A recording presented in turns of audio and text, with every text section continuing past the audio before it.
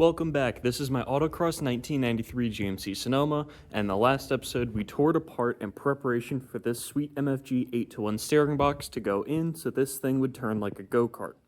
And the last part, we found that my steering column bushing needed to be replaced, and that this actually needs a different diameter for the shaft that goes into the box itself. So in this episode, we're going to work the power steering and my new accessories because we are actually removing my mechanical power steering pump and we are going to swap to a Volvo electric power steering. Now the plan's just going to be to pull out my current power steering pump and reservoir, simply reroute the accessories, so just run a shorter belt, which apparently you can do on these because this is C5 Corvette stuff, and apparently you can do that based on C5 Corvette forms. And then we're going to get a Volvo electric power steering pump out of a junkyard. And then I am going to mount it right here. And once it's there, I'll run lines forward along the frame rail, run them on the inside of the frame, and drop them to the box right there. They don't need to be AN lines for this pump as well, which means I don't have to spend a bunch of money on lines, but I do have to get hydraulic crimp hoses, I think. So we'll see how well it works. And then somewhere in there, I want to put a power steering cooler as well, because I have overheated this power steering before. Mind you, I don't have any like fancy fluid or anything, so that might have been part of the problem. But I'm going to find what fluids I can run that'd be better for track, put better fluids in there, change to electric, and let's get to work. So we're gonna go ahead and go to the Nashville, Tennessee junkyard. I'll see you guys there. All right, we're here at LKQ Pick Your Part. We're gonna go ahead and head inside, and there's a Volvo that is in there that I believe has an electric power steering pump. We're gonna see if it's still in there, and if it is, we're gonna take it out. All right, so we are here inside of the junkyard. We got a VQ right where it belongs in the junkyard. Now I've got it set on this random Nissan Murano, but this is it. This is the Volvo electric power steering pump. There's an 05 V50 wagon over there that had been wrecked in the front, and this was sitting right there, fresh for the taking. 1, 2, 3, 4, 5 bolts, and this thing came out.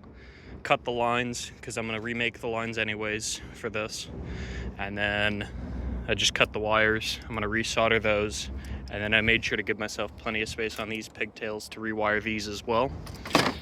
But this is the whole pump, and we're going to go ahead and pay for it, bring it home, and start getting to work.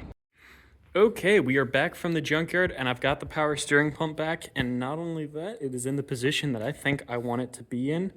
Now, the plan is to actually build up a little bracket, because you can see the pump hangs lower than the bracket right now.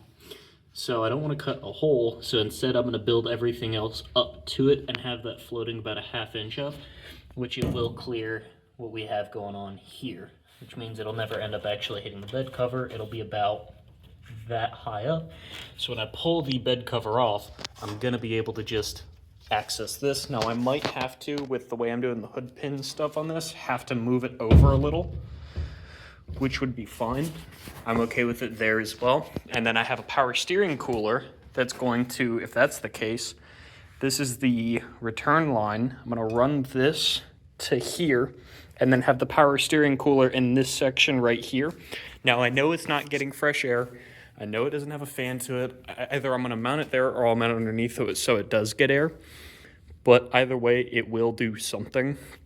So, and I think honestly with the length of the lines that I'm going to be running, the heat's not going to be nearly as much of an issue just because, but I'm just going to put the cooler there then just to be safe. So I think the next step is to figure out how we're going to make this work. So let's get a little bit in depth into this.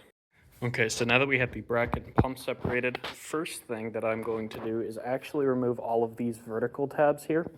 You see they're just spot welded in. So I'm going to drill out 1, 2, 3, 4, 5, 6 holes, remove all of these pieces, and then I'm going to have that as 1, 2, 3, and maybe 4. I might just do 3 though. Positions of mounting onto the bed. Now, I think, let's go to our metal pile. This is how I kind of plan some stuff out sometimes, is I've just got this pile of metal here, and I want to figure out what I think would work.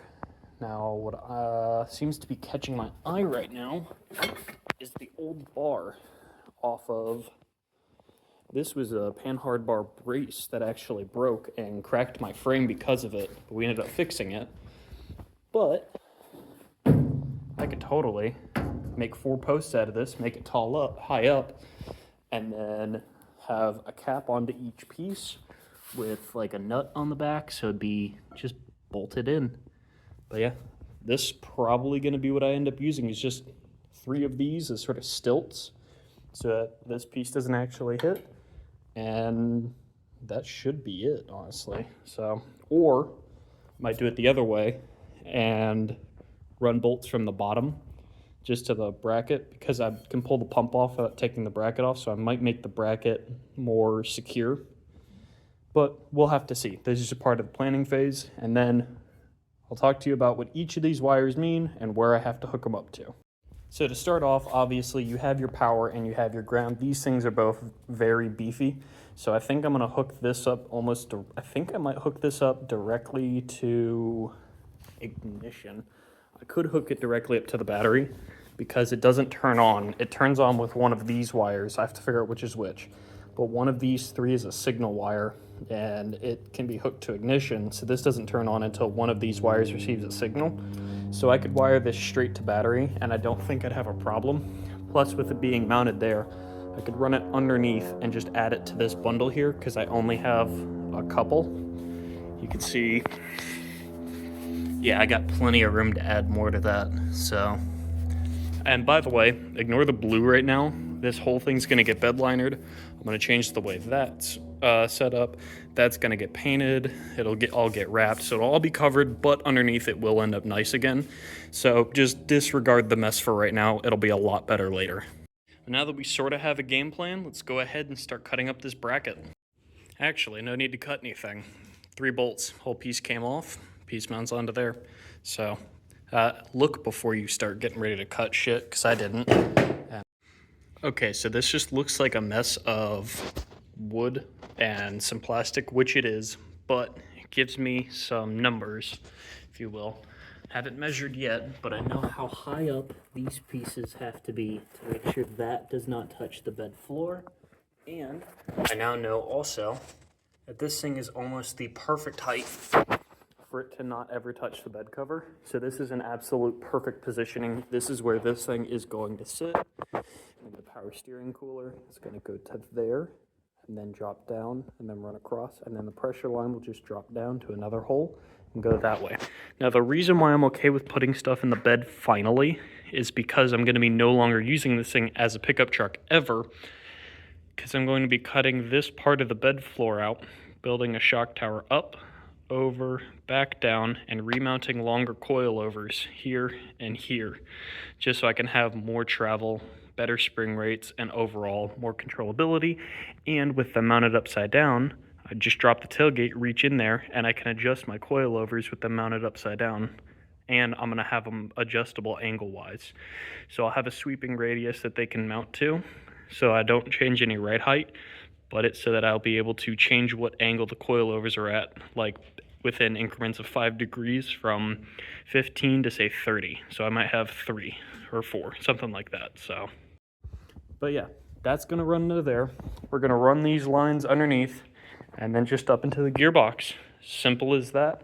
So I'm kind of stuck right now because I'm waiting for some other stuff to show up so I can mock more stuff in before I even make a single cut, before I wire anything. I'm gonna have everything planned out properly, and then we're gonna do a full build cost breakdown as well. So I'll let you guys know how much this stuff cost me, how much it's worth, because how much it cost me and how much it's worth are 2 different things. I got that on a deal, and I got that on a hell of a deal. I got that for 70 bucks, brand new. They're $500. So, and then if you want to buy them on eBay, they're $260 to $270. So I got a steal on that. I don't actually know if it works, so we'll see if it works. If I have to get a new one, we'll add that to the price and see if it is cheaper than running a turn 1 pump. Now, that's the one other thing that I have to do, is when I remove my power steering pump, I have to run a new belt. So all I literally have to do is just measure it differently, because it should still, I believe, go around the idler the same. Yeah, that actually goes around the idler the exact same way. So I just have to get a shorter belt, and that's it. Very nice. All right, I think that's going to do it for this part. Sorry we couldn't get to any of the actual putting it in. That will be the next part. It's going to be way more exciting than this one. This is me getting it, planning it, figuring out where I want it to be, figuring out what it does, how it does it. And next episode's where the fun stuff begins. Be on the lookout for that. Subscribe if you're new, and if you like this type of content, I'm going to be here as often as I can now that TikTok is gone soon. And I'm going to try to entertain you guys. I'll see you guys next time.